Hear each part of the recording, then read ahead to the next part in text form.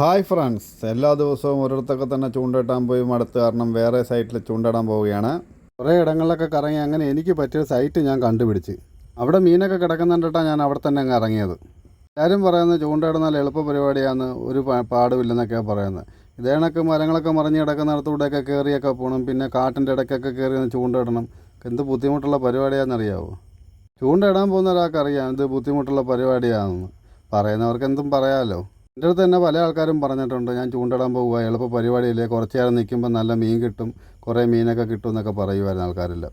എൻ്റെ കൂട്ടുകാർ തന്നെ കുറേ പേര് ചൂണ്ടയൊക്കെ ഓൺലൈൻ വഴി മേടിച്ച് 2 ദിവസം പോയി മീൻ കിട്ടുന്നില്ല എന്നും പറഞ്ഞ് മെനക്കെട്ട് പോകാൻ വയ്യാന്നും പറഞ്ഞ് ചൂണ്ടയൊക്കെ മടക്കി വെച്ച് വീട്ടിൽ ഇരിക്കുക. ഇപ്പം ആരും ഇപ്പോൾ ചൂണ്ടയിടാനൊന്നും പോകുന്നില്ല, അവർക്കൊക്കെ മതിയായി. ഇതിന് പ്രത്യേകിച്ച് വേണ്ട ക്ഷമയാണ്. ക്ഷമയില്ലാത്തവർക്ക് ഈ പണി പറ്റത്തില്ല.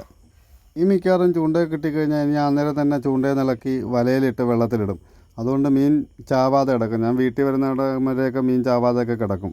ചില ദിവസങ്ങളിൽ മാത്രമേ ഉള്ളൂ ഹൈറ്റുള്ള ഏരിയകളിൽ പോയി കഴിഞ്ഞാൽ നമുക്ക് മീൻ വെള്ളത്തിലിടാൻ പറ്റത്തില്ല. അന്നേരമൊക്കെ നമുക്ക് വീട്ടിൽ വരുമ്പോഴത്തേക്ക് മീൻ ചാകുകയൊക്കെ ചെയ്യുമായിരുന്നു.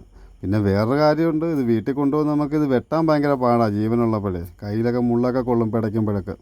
ഇന്നത്തെ വേട്ടയിൽ കിട്ടിയാണ് ഇതെല്ലാം. നല്ല പിടയ്ക്കണ കരിമീൻ, എല്ലാം നല്ല പിടയ്ക്കണം, എല്ലാത്തിനും ജീവനുണ്ട്. ഇടുന്നിടത്ത് സൈറ്റിൽ നിന്ന് വീട് വരെ വരുന്ന താമസമേ ഉള്ളൂ ഇത് കരയെ കിടക്കുന്നത്. അപ്പോൾ എല്ലാവരും ഓണമൊക്കെ അടിച്ചു പൊളിച്ചെന്ന് വിശ്വസിക്കുന്നു. എൻ്റെ ചാനൽ ഇഷ്ടപ്പെട്ടവരെല്ലാവരും എന്നെ ഒന്ന് കൂടെ കൂട്ടിക്കോണേ.